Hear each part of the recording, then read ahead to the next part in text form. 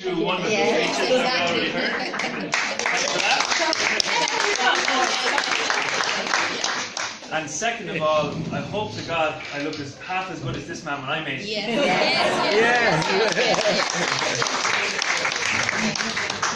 So when I sat down to pen a few words about my father today, immediately I knew what I was going to speak about, and that's something which is shared love. I would like to say the biggest love of both of our lives, but I can't say that because we both know that is this wonderful woman here. So I would say it's the second biggest love of both of our lives, and that is sport. And it's been something which both my parents, but especially my father and all the Youngs, I must say, instilled in me from the age of, I guess, 6 months, shall we say. It has been a massive source of fun and enjoyment in both our lives, and it's something which myself and my dad have bonded massively together over the years. And that's been going to matches, playing sport together from the back garden. My mother was just telling me stories of me kicking the ball and playing tennis against the wall with my dad when I was 3 years of age.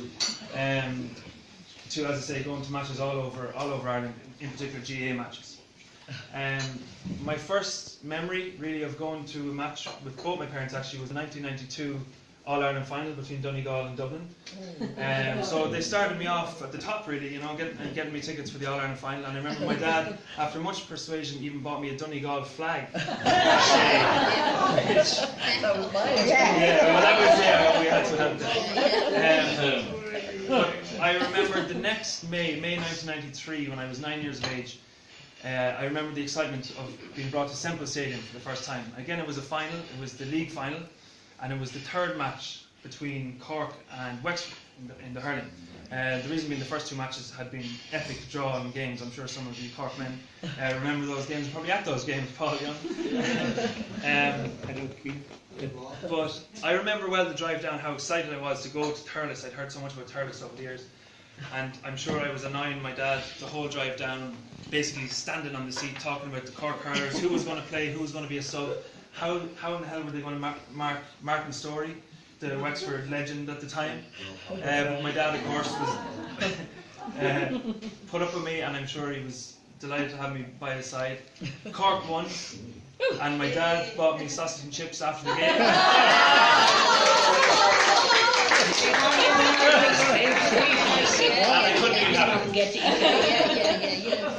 So the love of GA, which my dad instilled in me, also had a very positive effect on my studies. Because I remember at that time, as a 10-year-old, I was the only kid in my class who knew how to say and spell the 32 counties in Ireland, Osciaga. The reason being, from being brought to matches and staring at the scoreboard and learning all the counties' names. My dad was, of course, the youngest brother of 7 incredibly gifted Cork sportsmen, which we know all about. So my dad had a lot to live up to, and live up to it he did. He played everything from squash to tennis to golf to a little-known sport of broomball, on the ice of the Arctic. So if you're looking for an interesting conversation after dinner, you can ask my dad what the hell broomball is. And of course, GA was his first love, and in particular hurling. In fact, it's a little-known fact about my dad that as a UCD man, he, on occasion, I think, more than once, represented Trinity College in hurling, way back in the 1950s. A bit of a turncoat there, but he was trying to get GA going in Trinity. Still hasn't really taken off, but he did his best. He did his best. He did indeed.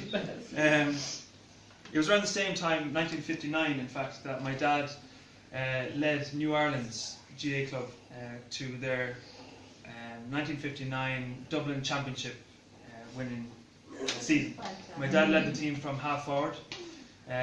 My uncle Brian, his brother, was on the team, of course, and I always remember one story that Brian, I always love to hear it told from Brian's perspective. Unfortunately not here with us tonight, but and that was of my dad's goal with a couple of minutes to go in the match, which won New Ireland's the game by a single point. And I'm told it was a truly great strike.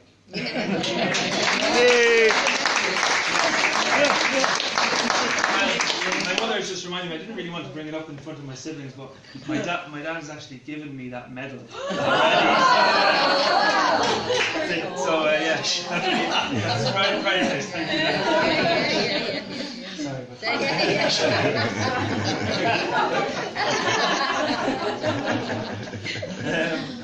So after his GA career ended, my dad focused more on his other loves, which were squash. In fact, it was the name Coleman Youngs shook fear into many a middle-aged man around Portlaoise in the 1980s. Of course, he was a legend on the golf course. And in tennis, he was actually able to beat me until I was 11 years of age.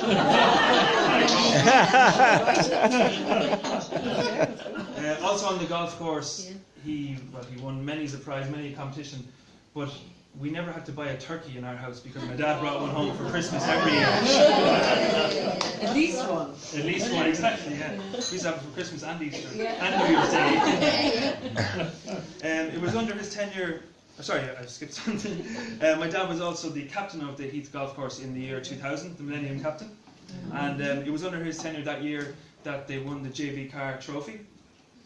And the next year, his great dear friend John Arrigan, who we remember tonight, pity he can't be here with us, he was the captain the following year.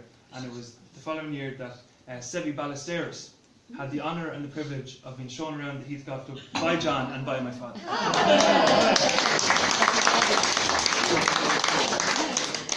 As Brian mentioned earlier, my dad is a great man for sayings, I suppose, and putting things in your head that you...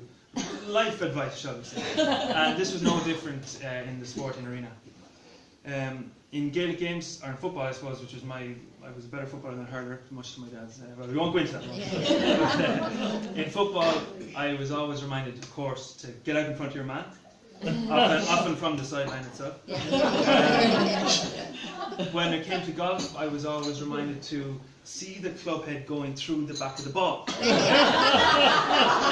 Many times, well, in fact, almost all of the time, during the backswing itself. So I was never forgetting that.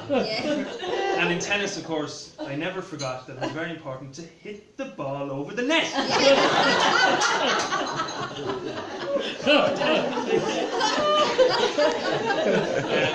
But seriously, I want to thank you from the bottom of my heart for always being there for me when it came to sport, always encouraging me, driving me to matches, driving me to training, standing there in the wind and the rain and the snow, and for buying me the odd pint, of course, after a Cork match, only when I reached about 27, 28. But anyway, and for always getting me a ticket.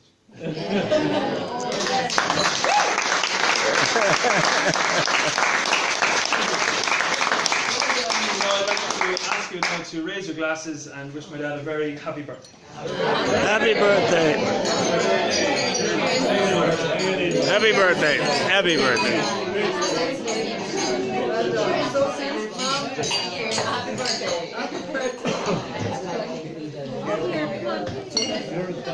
Happy birthday. Happy birthday.